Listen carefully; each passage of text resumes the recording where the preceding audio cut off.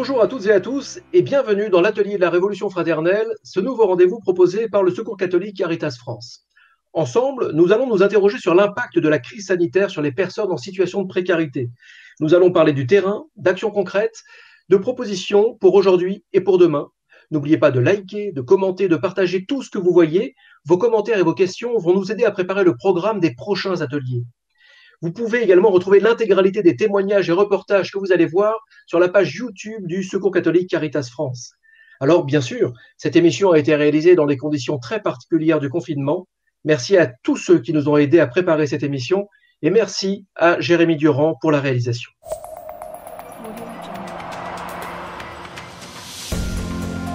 Bonjour Véronique Failly, vous êtes présidente du Secours catholique Caritas France.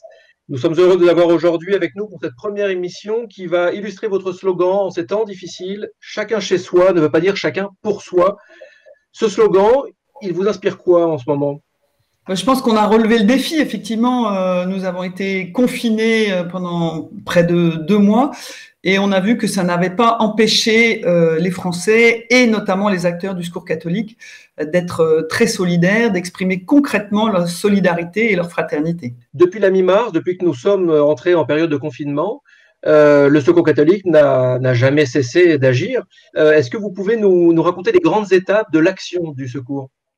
Oui, alors je dois d'abord rendre hommage aux équipes qui ont été incroyablement réactives. D'abord pour arrêter toutes nos activités, nos 2500 lieux d'accueil qu'il a fallu fermer quasiment du jour au lendemain, en expliquant aux gens qu'il fallait rester chez eux, en expliquant à nos bénévoles de plus de 70 ans qui sont nombreux et surtout très actifs et très généreux que voilà, la responsabilité c'était vraiment de rester chez soi.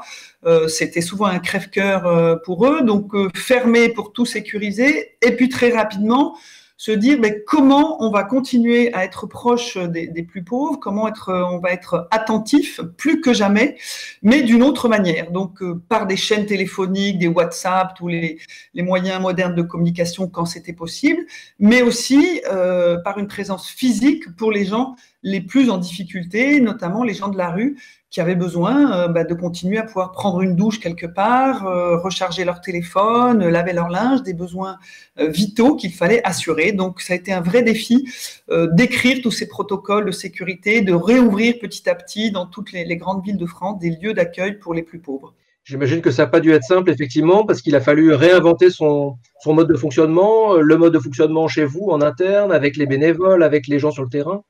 Ça a dû être une sacrée gageure. Très concrètement, un accueil de jour, c'est souvent 50 à 60 personnes, voire beaucoup plus, dans une matinée, confinés les uns sur les autres. Alors c'est très convivial, très chaleureux, on boit le café, on joue aux cartes, on regarde son courrier, voilà. Mais là, ça a radicalement changé puisque c'est plutôt entre 5 et 10 personnes par matinée. Les gens sont reçus un par un, quasiment sur rendez-vous. Ça permet néanmoins que les personnes puissent avoir accès à ces services de première nécessité 1, 2, 3 fois par semaine dans le meilleur des cas. Voilà, que des petits déjeuners puissent continuer à être distribués dans certains endroits. Voilà, donc c'était un service minimum qui a été assuré dans de bonnes conditions avec, j'avoue, des bénévoles et des équipes qui ont fait preuve de beaucoup de générosité et de créativité pour rester au service et pour rester ouverts. Alors au début de cette crise, vous avez sonné l'alarme, vous avez écrit au Premier ministre, et puis récemment, vous avez lancé un appel solidaire au chef de l'État. Chacun chez soi, oui, chacun pour soi, non, en partenariat avec d'autres, nombreuses d'ailleurs, organisations. Quelle était l'ambition de cet appel à mobilisation ? Bien, effectivement, dès le 17 mars, donc les premiers jours du confinement, nous avons écrit au Premier ministre pour l'alerter parce que nous savions très bien que les conséquences de la crise allaient être désastreuses pour les plus pauvres, parce que nous connaissons leurs conditions de vie, nous savons que ils ont les minima sociaux, mais qui ne suffisent pas, qui sont pas des revenus dignes. Hein. Quand on a 500 € pour une personne, on peut pas vivre. Donc, on vit avec des petits boulots en complément, des CDD, de l'intérim, déclarés, pas déclarés, un peu de distribution alimentaire, une aide par-ci, par-là, voilà, tout un système formel ou informel d'une espèce d'économie parallèle qui s'est arrêté du jour au lendemain, ce qui fait que les gens n'avaient plus rien, ou du moins des ressources très, très, très amputées, et dans le même temps, des dépenses accrues. Par exemple, les enfants qui allaient à la cantine n'étaient plus accueillis à la cantine. Il fallait des forfaits Internet pour ceux qui avaient déjà Internet, ce qui n'est pas le cas pour tout le monde, plus importants, des frais d'eau, d'électricité quand il y a toute la famille qui est à la maison qui sont plus importants qu'en temps ordinaire. Voilà. Donc, on savait très bien qu'il y avait cet effet ciseau entre des recettes qui diminuaient brutalement et des dépenses qui augmentaient et que donc il fallait un système exceptionnel, une aide exceptionnelle, de la même manière qu'on mettait en place une aide exceptionnelle pour l'économie, pour les travailleurs indépendants, qui a bien fonctionné et tant mieux. On a mis des milliards sur la table et tant mieux. On n'oppose pas les deux, c'est pas ça le sujet. Mais il fallait aussi de toute urgence une aide pour les plus démunis et cette aide, elle s'est faite attendre. C'est pour ça qu'un mois après, aux environs de la mi-avril, on a lancé cette espèce d'SOS au président de la République en disant « Mais écoutez, après un mois de crise, on a vérifié que tout ce qu'on vous avait prédit en début de crise s'est passé comme ça dans les familles, qu'il y a à la fois beaucoup d'inquiétude sur le plan matériel et financier et beaucoup d'angoisse et de peur, la peur du lendemain, la peur de ne pas savoir faire l'école aux enfants, la peur qu'ils soient après en perdition à l'école, enfin voilà, beaucoup d'angoisse, de cauchemars. Donc ça s'est vraiment passé comme on le pensait et il fallait cet SOS très fort au président de la République qui a donc décidé le 15 avril enfin de déclencher cette aide exceptionnelle, mais malheureusement, elle est insuffisante. Nous avions demandé environ 250 € par personne, reconductibles de mois en mois selon la durée de la crise.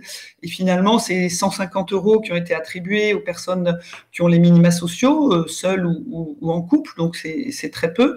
Et en plus, cette aide ne sera versée que le 15 mai. Les gens ne l'ont pas encore touchée. Pour une aide d'urgence, c'est vraiment pas digne et c'est pas respectueux de la souffrance des gens et de leurs difficultés au quotidien depuis le 15 mars.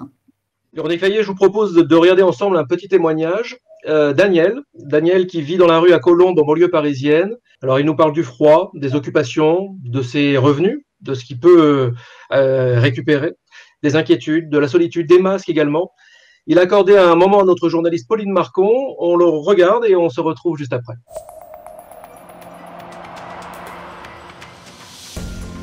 Le gros problème, c'est la solitude, parce que quand on n'a pas grand-chose à faire, donc on va au centre d'accueil, comme le centre d'accueil de la Rampe, et puis là, tout est fermé, donc il n'y a rien. Déjà, c'est un problème, parce que on voit plus personne. Ça, c'est le téléphone, c'est le gros avantage. Et puis, avec le coronavirus, ce qu'on fait, c'est qu'on téléphone beaucoup plus aux gens. Tu sais, on veut toujours téléphoner, mais on reporte à plus tard. Alors que là, on se dit, on sait pas trop si la personne, on pourra la voir le lendemain, donc on prend son courage à demain et on l'appelle. Pour pouvoir recharger nos téléphones, on va à la gare. Mais là, la gare est fermée, donc on a beaucoup de mal à recharger. Donc ça, c'est un problème. Deuxièmement, c'est un autre problème, c'est que quand on a froid et qu'on n'a pas de lieu pour se réchauffer, on va dans les supermarchés. Mais là, c'est interdit en ce moment. D'autre côté, j'avais mes cours de maths. Ça s'est arrêté aussi. Et puis, je les préparais. Donc, c'est une occupation de préparer ces cours de maths là. On n'a pas tellement envie de les préparer parce que ça sert à rien. J'ai pas de revenu du tout. Le confinement dans tout ça, ça a été assez dur à vivre. La solitude, le problème qu'on peut pas, pour se nourrir, c'est difficile. Et les chèques, on a du mal à les avoir. Donc, faut être tôt de bonheur quand il y a une distribution, c'est un problème, quoi. J'en ai eu par le Secours catholique, là, heureusement, là. Et puis surtout, nous, le problème, c'est les masques. Il vient de dire que le masque sera obligatoire. C'est bien. Ça veut dire que les transports en commun, on ne pourra pas les prendre si on n'a pas de masque. Ils disent que les masques, c'est pas très cher, mais quand on n'a rien, même 3 €, on les a où les 3 €?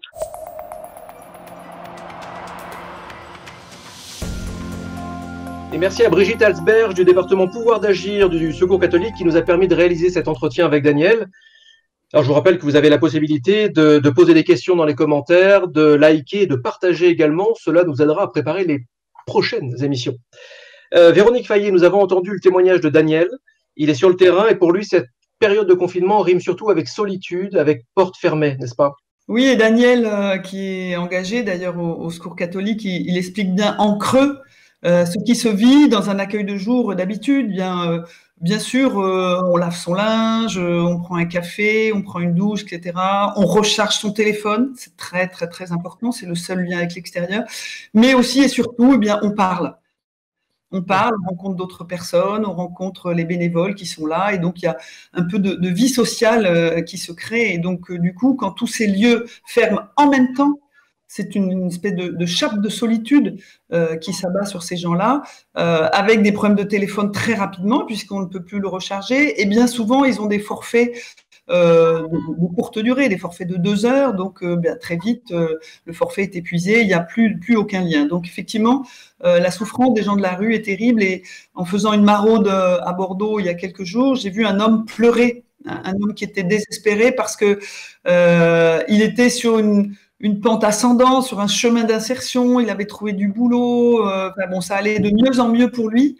Et là, il se sentait dégringoler, dévisser, tomber dans un gouffre, s'enfoncer de plus en plus dans la rue, la solitude, l'alcool. Bien sûr, il n'avait plus de boulot, il n'avait plus un centime.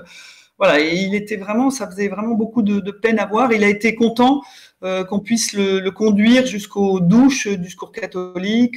Ça lui a fait du bien de se poser, de prendre un café, voilà, d'être un peu réconforté. Mais c'est vraiment une très grande détresse, effectivement, pour les gens de la rue. C'est là où on voit aussi que le terme de distanciation sociale n'est finalement pas bien approprié. De toute façon, ils sont à distance, hein, par définition, quand ils sont dans la rue. Alors, ce qu'ils disent plutôt, c'est que les gens sont assez gentils. Parce que quand ils se placent dans des endroits stratégiques, en sortant des magasins, les gens leur apportent à manger. Il y a beaucoup de compassion, quand même plus que d'habitude. Mais ça ne remplace pas évidemment un lien régulier. Mais il y a une attitude quand même assez généreuse de la part des habitants, parce que finalement, ce sont les seuls qui restent habitants des rues en permanence. Donc, il y a quand même de belles choses qui se passent, malgré tout, et heureusement. Alors, on va retourner sur le terrain et on va faire la connaissance d'Alice. Alice est bénévole à Paris, et alors pour elle, dès l'annonce du confinement, c'était une évidence, il fallait s'engager, il était hors de question d'abandonner ces mères de famille hébergées avec leurs enfants à l'hôtel par le 115 et accompagnées par le Secours catholique. C'est une histoire d'agir, et nous nous retrouvons juste après, toujours avec Véronique Fayet.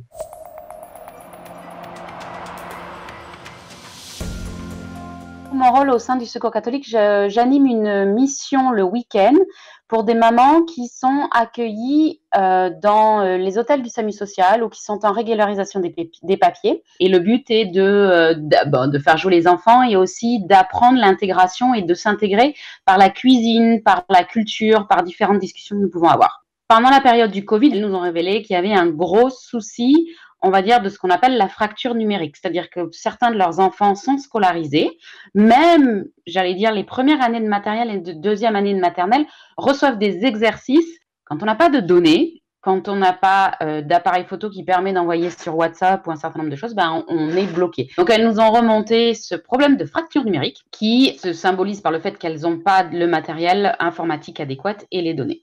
Au début, c'était un peu difficile. Ma fille, même, elle s'est déplacée une fois pour aller parce qu'ici, dans notre hôtel, il n'y a pas Wi-Fi.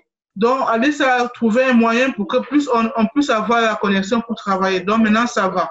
Pour Enzo, qui est grande section des maternelles, parce qu'il travaille avec son professeur sur d'autres applications, il met des trucs. Et puis, les liens, il travaille, mais son professeur, il suit quand il continue à travailler, il est en contact avec son professeur. C'est son professeur qui a demandé à ce que Enzo ait un ordinateur, parce que Enzo, en fait, commence à lire et il y a un site qu'il doit suivre et donc, du coup, on doit lui mettre absolument, sinon il ne va pas arriver à lire. Enfin, il est très doué, Enzo, donc s'il va arriver à lire. Mais donc, on est en train d'essayer de mettre en place pour qu'il puisse lire correctement. On nous envoie les devoirs tous les semaines, en fait. Pour mon petit de 6 ans. Pour ma fille, elle s'en occupe parce que moi, je ne connais pas trop. Surtout l'ordinateur, elle fait ses devoirs là-dedans, elle enregistre tout là-dedans et elle envoie. Donc, l'ordinateur, franchement, c'était un grand plus pour nous. Ça peut être aussi, des fois, de la discussion. Donc, en fait, on a mis en place un appel Zoom, donc un apéro Zoom avec nos mamans pour discuter avec elles. Elle nous fait vraiment, tout le temps, on est connecté avec elle, on parle un peu de notre vie quotidienne, ça nous fait un peu passer du temps en fait. On s'appelle tout le temps avec les mamans, avec Alice, comme ce soir, on sera sur Zoom encore. Quand même, on arrive à rigoler, à créer des recettes, on te donne des challenges à faire. Parce qu'elles s'envoient même des challenges entre elles, c'est-à-dire les cordes à sauter en fonction de ce qu'elles font.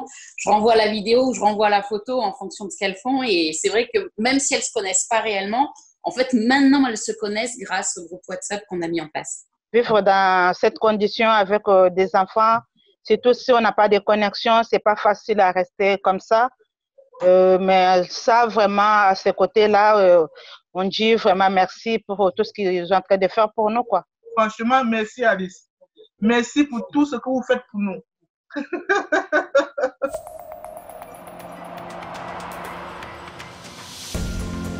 C'était un sujet réalisé par Pauline Marcon et Jérémy Durand. Merci Alice et merci aux Parisiens et à Aurélie Ladé pour les images. Merci beaucoup. Tous les reportages et entretiens que nous voyons ensemble sont à retrouver sur la chaîne YouTube du Secours catholique Caritas France et sont à retrouver dans leur version longue. Il y a des versions courtes pour cette émission et il y a des versions longues où il y a beaucoup plus d'éléments. Allez-y. Alors Véronique Fayet, on l'a vu avec Alice, on voit à quel point les bénévoles sont importants, notamment en ce moment où finalement les actions sont de tout ordre, sont vraiment très nombreuses. Oui, c'est une belle histoire que celle d'Alice et de ses mamans et qui est au fond assez emblématique de ce qui s'est passé dans beaucoup de coins de France. Je pense notamment aux maisons des familles qui rassemblent beaucoup de familles et de mamans avec enfants. Le premier souci, ça a été de vérifier que les gens avaient de quoi manger. Et pour certaines familles, notamment celles qui sont à l'hôtel, qui ont des droits incomplets, il n'y avait plus rien.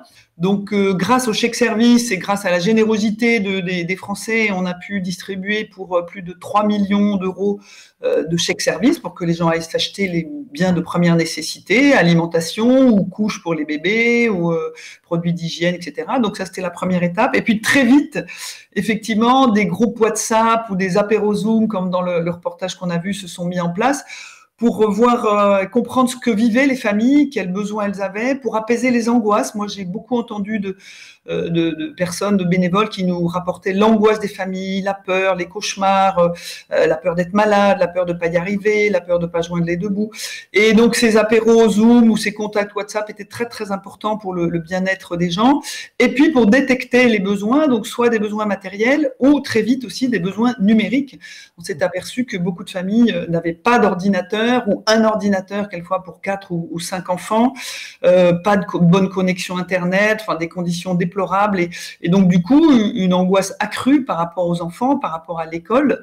Voilà, donc on a pu, grâce à un partenariat avec Emmaüs Connect, fournir quelques milliers d'ordinateurs. C'est une petite goutte d'eau, mais c'est quand même important et ça veut dire que c'est une action qu'il faudra prolonger au-delà de cette crise du Covid. Voilà, parce qu'on voit que cette fracture numérique, elle est réelle et que dans la vie normale, un enfant souvent de CM1, CM2, il a des recherches à faire sur Internet. Et bien dans beaucoup de familles, ce n'est pas possible. Donc on a mis le doigt une fois de plus sur une injustice de plus, une exclusion de plus pour les familles. Et on a pu répondre à quelques milliers de familles, mais pas à toutes, malheureusement.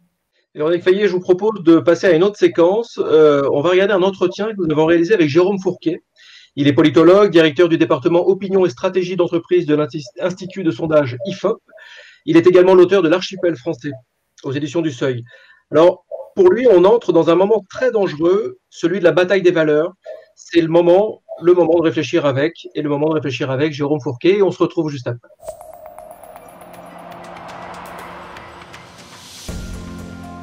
Cette crise va conforter toute une partie de la population qui avait déjà pris ses distances avec le mode de consommation dominant, qui était dans le moins consommé mais le mieux consommé, typiquement en matière alimentaire, les choix pour le bio, pour les circuits courts, et pour lesquels ce public-là, qui dispose d'un bagage culturel souvent assez conséquent, la consommation n'est pas le lieu où on se réalise personnellement.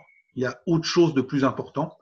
Et donc, avec cette longue période d'introspection que, bon gré mal gré, le confinement a permis, pas mal de gens qui étaient déjà dans cette démarche vont se voir confortés dans leur grille d'analyse en disant que tout ça, c'est une crise systémique qui a des enjeux écologiques derrière et qu'il faut repenser à l'essentiel, plus que jamais se concentrer sur le vrai sens des choses, quelque part. Et donc ça, c'est une population qui peut s'évaluer à 20 ou 30% de la population française, et donc qui va accélérer sa prise de distance avec la consommation dominante, la surconsommation, et qui va mettre en avant dans les mois qui viennent eh bien d'autres exigences, et qui va exiger aussi que l'ensemble de la société se conforte sur à ce modèle-là. Sauf que l'ensemble des Français n'est pas dans cette démarche-là. On a toute une partie de la population qui, si on voulait utiliser un jeu de mots, va être pris entre le vouloir d'achat et le pouvoir d'achat. On avait déjà observé cela au moment de la crise des Gilets jaunes. Nous, on avait analysé cette crise des Gilets jaunes comme le symptôme du décrochage du bas de la classe moyenne qui, bien que travaillant, n'arrivait plus à boucler ses fins de mois, pas forcément parce que les salaires avaient baissé, mais parce que, j'allais dire, les moyens, les besoins à satisfaire, qui étaient promus en permanence par la machine économique, étaient sans cesse réévalués, rehaussés, et que compte tenu des niveaux de salaire et les postes occupés par ce public-là, on n'arrivait plus à faire face. On peut penser que tout ça n'a été qu'une répétition générale et qu'avec la crise du Covid, on va avoir des publics qui auront été quelque part frustrés de ne pas pouvoir consommer comme ils l'entendaient pendant toute cette période, qui vont vouloir le faire pour rattraper le temps perdu. On va le voir typiquement sur les loisirs, les vacances ou autres, mais qui n'auront plus forcément le pouvoir d'achat suffisant parce que ils auront été mis au chômage à temps partiel, ils auront été purement et simplement mis au chômage, ou les heures supplémentaires qu'ils effectuaient avant ne seront plus possibles, etc., etc. Et donc, on va avoir toute une partie de la population qui n'a pas fait son deuil et qui continue de se réaliser dans la consommation, qui est très en phase avec le modèle qui a été pendant très longtemps vendu aux Français et aux Européens, et qui était le modèle dominant. Et puis d'autres, au contraire, qui… Voilà. Et donc, ces tendances-là, ce qui est intéressant, c'est qu'elles étaient déjà préexistantes, mais elles vont subir, de notre point de vue, comme un espèce de booster ou un coup d'accélérateur à l'occasion de cette crise du Covid. Et donc, ce ne sera pas uniquement des choses à interpréter en termes de pouvoir d'achat, de niveau de vie. J'allais dire, les indicateurs de l'INSEE seront très intéressants. On regardera, et le Secours catholique le fait très régulièrement, ce qu'il en est du taux de pauvreté.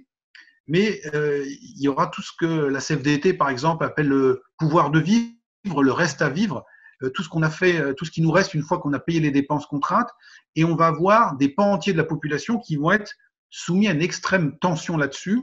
Et on voit bien que, encore une fois, on est loin, on n'est plus uniquement dans les indicateurs de l'INSEE, on est aussi là sur une question, une bataille de valeurs. Quel est le sens de la vie, le sens des choses, qu'est-ce qui doit être prioritaire?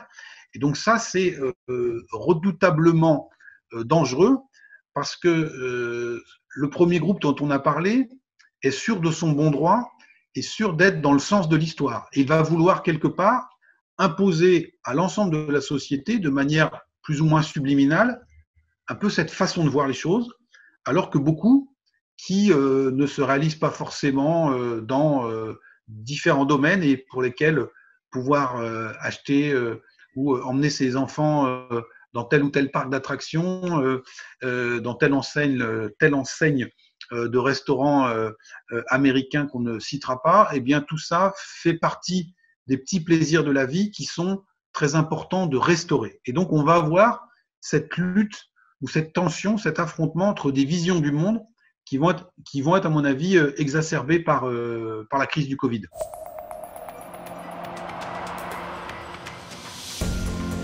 Merci à Jérôme Fourquier de nous avoir donné un peu de son temps.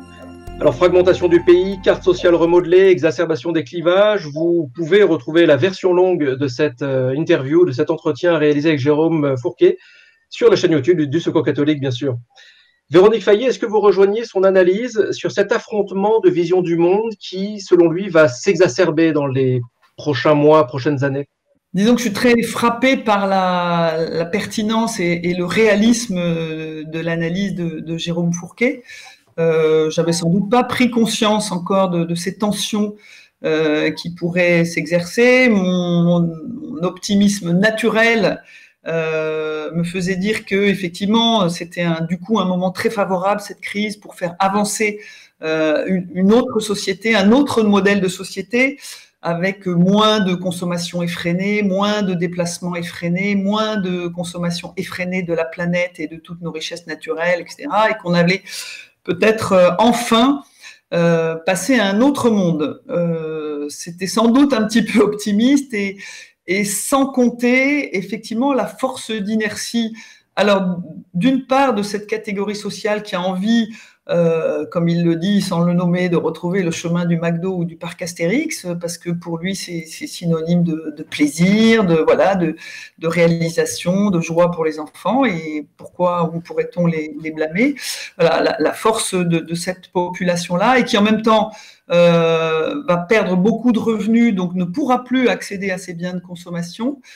Et puis derrière, la force aussi très puissante des lobbies économiques et financiers qui veulent que tout recommence comme avant et qu'on recommence la course au PIB, à la croissance, etc. Donc effectivement, il y aura un affrontement, et je pense que c'est juste de parler de tension ou d'affrontement entre des valeurs différentes, des valeurs d'ultra-consommation, des valeurs donc financières et économiques très puissantes, qui trouvent un écho dans une partie de la population. Et encore une fois, on ne peut pas condamner toute cette partie de la population. Ça sera peut-être à toutes ces 20-30% qui veulent qu'une autre société puisse advenir, d'être suffisamment comment dire, à l'écoute de ces gens qui souffrent au fond aujourd'hui, qui vont souffrir de baisse de revenus, qui vont rêver de retrouver un mode de consommation qu'ils ne retrouveront sans doute pas. Comment être à l'écoute de ces populations-là? Comment les accompagner? Comment réfléchir avec elles? Dire, ben oui, ce dont vous rêvez ne se reproduira plus. Est-ce qu'ensemble, on peut inventer un monde nouveau? Donc, il y a un enjeu très fort de fraternité et de rassemblement de toutes les catégories sociales, sans opposer les riches, les pauvres, ceux qui travaillent pas. Vraiment, il y a un enjeu d'unité, de fraternité très fort. Et pour le Secours catholique, c'est un beau défi. Alors, nous, on a l'espérance chevillée au corps et au cœur, donc on se dit que ça va être possible, mais je trouve bon que Jérôme Fourquet nous alerte sur les tensions possibles, les tensions à venir, pour qu'on ne soit pas non plus dans le monde des bisounours. Je voudrais qu'on aborde assez rapidement un thème, le thème de l'international. Pour la première fois, tous les pays du monde vivent une crise, la même crise. Alors, ils la digèrent de manière forcément un peu différente. Est-ce que vous gardez le lien avec les autres entités de Caritas à travers le monde? Est-ce que vous vous coordonnez? Oui, bien sûr. Alors, nous sommes en lien avec entre 50 et 60 Caritas sur les 165 Caritas du monde, et des Caritas avec qui on avait des partenariats anciens sur différents continents. Tous nous demandent de reconvertir un peu les actions qu'ils avaient, qui étaient des actions de longue durée, de transformation sociale, de citoyenneté, de paix, en action d'urgence pour faire face au Covid, parce que dans certains pays, les conséquences sont dramatiques. Il y a des dirigeants de différents pays, que ce soit en Afrique ou en Amérique latine, qui n'ont absolument pas pris conscience du problème. Donc les Caritas se trouvent très démunis, et on essaie de se soutenir mutuellement, voilà, pour traverser cette crise ensemble. On a appelé l'écrivain Régis Geoffrey. Depuis le début du confinement, il participe à des maraudes, dans le respect des gestes barrières évidemment, dans Paris. On l'a appelé et on lui a proposé d'avoir une sorte de carte blanche à l'instant T où on l'appelait, de nous dire comment il allait. On se retrouve juste après.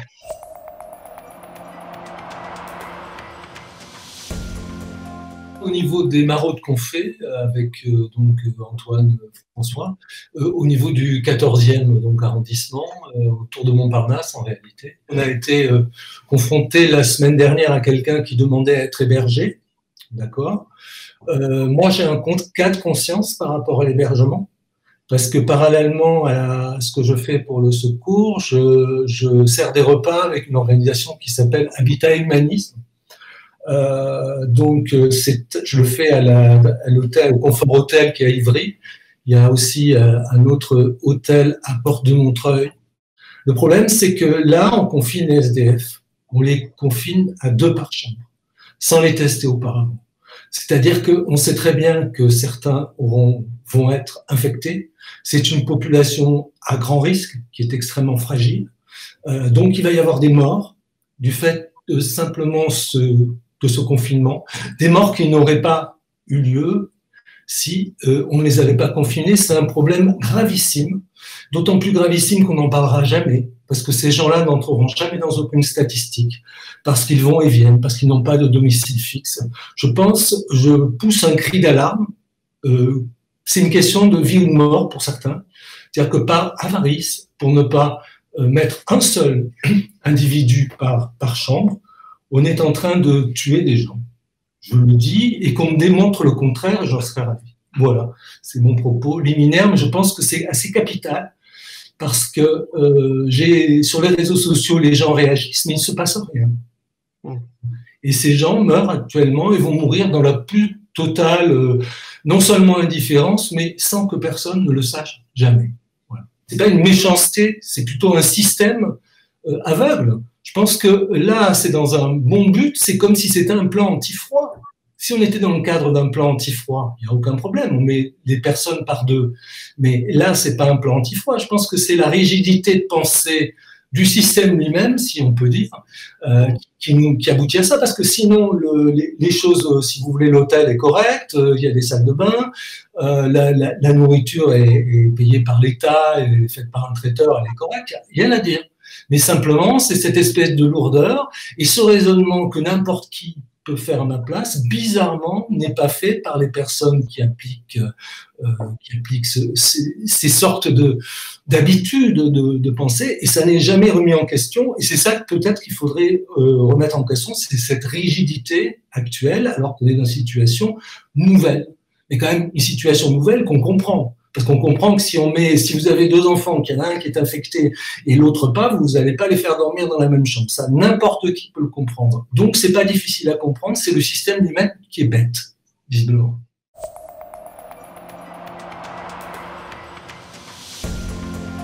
Merci Régis Geoffrey de nous avoir accordé ce moment. Véronique Failly, un vrai cri d'alarme que Régis Geoffrey pousse, bien sûr, et qu'on peut retrouver d'ailleurs en version longue sur la chaîne YouTube du Secours catholique. Qu'est-ce que vous pensez de ce cri d'alarme? Lui, il parle d'un système qui va à volo, un système aveugle, d'un système rigide. On sent déjà dans sa voix l'indignation et la colère, en fait. Et c'est le révélateur, en fait, des failles du système, d'un système habituel, d'un système qui s'est habitué à avoir des milliers de personnes à la rue. On ne sait plus très bien combien d'ailleurs, puisque le dernier recensement un peu fiable des gens de la rue date de 2012, donc il y a 8 ans. Entre-temps, il y a eu cette énorme crise migratoire et donc tout le système a été modifié. Voilà, donc on ne sait pas très bien combien il faudrait vraiment traiter, enfin comment il faudrait traiter ces personnes à la rue, combien de personnes. Et donc aujourd'hui, en ce temps de crise, on n'a pas les moyens, on n'a pas la réactivité, on ne se donne pas les compétences et les moyens d'accueillir ces gens. Donc, à Calais, les équipes du Secours catholique trouvent encore des gens qui sont sous la tente. Ils ne sont même pas hébergés dans un hôtel, ils sont encore sous la tente, voire chassés encore au petit matin par des services de police pleins de zèle. Voilà. Donc, effectivement, je pense que ce cri d'indignation est justifié et ça nous laisse un champ de plaidoyer immense pour cette sortie de crise, de dire qu'on ne devrait plus accepter qu'il y ait une seule personne à la rue, que ce soit l'été, l'hiver, crise ou pas crise. Merci Véronique. Je vous propose de regarder un dernier petit sujet avant de finir cette émission. L'image est très importante au Secours catholique. On le voit, on l'a vu. Il est nécessaire d'illustrer par le témoignage, mais aussi par la photo, par la vidéo, les situations rencontrées par les personnes en situation de précarité, et le tout sans pathos, sans voyeurisme. Nous avons demandé au photographe documentaire Sébastien Leclésio de nous parler de son travail. C'est un sujet réalisé par Pauline Marcon et Jérémy Durand, et on se retrouve juste après.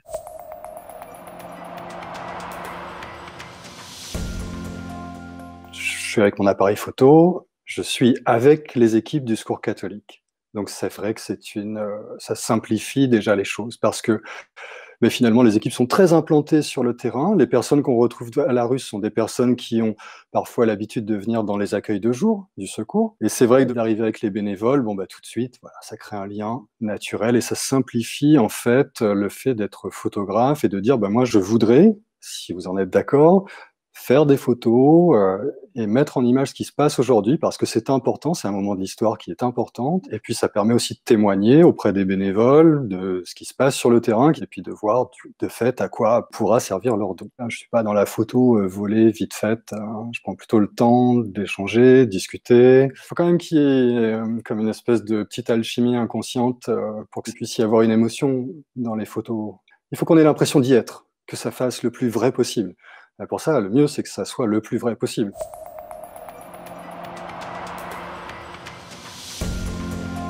Merci Sébastien Leclésio et merci Pauline Marcon, Jérémy Durand. Bien sûr, sur la chaîne YouTube, vous retrouverez la version intégrale. Il y parle des conditions de travail, il y parle du pourquoi, il y parle de son parcours aussi, il y parle de son quotidien, de ses rencontres. Bref, allez-y vraiment. Et je vous encourage également à suivre sur le site et sur son site et sur son compte Instagram aussi son travail parce que c'est vraiment une œuvre qui se fait au fil des mois. Véronique Fayet, la question pour rebondir vraiment sur ce travail documentaire de Sébastien Leclésio, c'est pourquoi l'image, pourquoi la photo est-elle si importante pour le secours ? Alors, je crois qu'on a besoin de montrer à ceux qui nous accompagnent, notamment à nos donateurs qui sont très fidèles et généreux, des visages, de leur faire entendre des voix, leur montrer que c'est incarné. On n'accompagne pas, on n'est pas en fraternité avec des pauvres ou des migrants, mais avec des personnes qui ont un nom, qui ont un visage, qui ont une histoire, qui ont une voix. Donc, c'est très, très, très important. Ça rend les choses extrêmement vivantes et presque charnelles. Mais, il y a un petit mais, il faut que ce soit fait, évidemment, avec beaucoup de respect, beaucoup de tendresse. Mais il y a des photographes formidables comme M. Leclésio ou d'autres qui savent le faire, c'est-à-dire à la fois montrer la détresse des gens, les difficultés de leur vie, mais de manière très discrète et fine, et montrer surtout leur dignité, leur courage, voilà. Et moi, je trouve que le plus beau résultat, c'est quand les gens à qui on montre leurs photos, après, sont fiers, en fait, parce qu'ils se trouvent beaux, ils sont fiers, parce qu'on les a pris dans une position qui est digne, voilà. Et ça, c'est le critère qui doit nous permettre de juger si, effectivement, on a travaillé avec un photographe respectueux, humain, ou avec une forme de voyeurisme, ce qu'on veut évidemment éviter, mais c'est très important d'incarner l'action du Secours catholique dans des visages et dans des voix. Véronique Fayet, l'émission touche à sa fin, mais on ne peut pas la clore sans parler de cet appel à mobilisation que vous avez lancé. C'est une course contre la montre qui s'est engagée. Et finalement, comment soutenir l'action, en ce moment, l'action du Secours catholique ?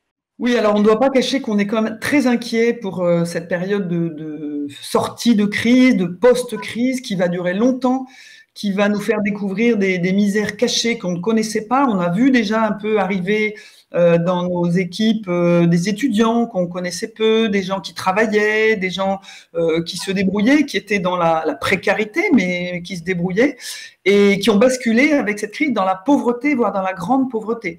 Donc, on sait qu'on va avoir devant nous des mois très, très, très difficiles et donc il faut que plus que jamais, on ait les moyens d'agir et il faut que la générosité de nos donateurs soit au rendez-vous. Donc, on continue à faire des appels aux dons. Ils nous ont permis de distribuer plus de 3 millions d'euros de chèques services. C'était important.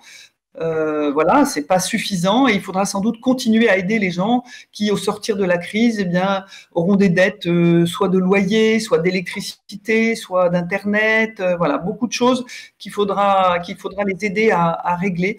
Et puis continuer une action du Secours catholique peut-être nouvelle, avec des bénévoles nouveaux qui nous ont rejoints, ça c'est très très réjouissant, mais aussi de nouvelles formes de pauvreté qu'il faudra accueillir. Un tout dernier mot, si vous étiez face aux bénévoles, face aux salariés du Secours catholique, quel message aimeriez-vous leur faire passer aujourd'hui ? Je leur dirais, vous êtes formidables. Je leur ai déjà dit souvent pendant la crise, j'ai essayé vraiment de les soutenir parce que moi, je fais pas grand-chose, eux font tout. Donc, j'ai vu à quel point ils étaient vraiment pleins de créativité, d'intelligence, de talent.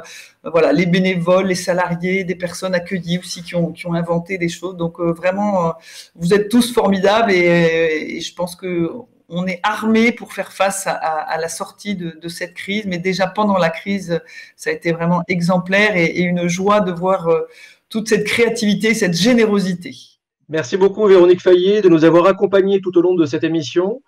Cette émission est maintenant terminée. Vous pouvez retrouver toutes les versions courtes, les versions longues, tous les bonus sur la chaîne YouTube du Secours catholique. Cette émission a été proposée et coordonnée par la direction de la communication du Secours catholique. Merci à tous ceux qui ont rendu cette émission possible. Portez-vous bien et à bientôt dans un prochain atelier de la Révolution fraternelle.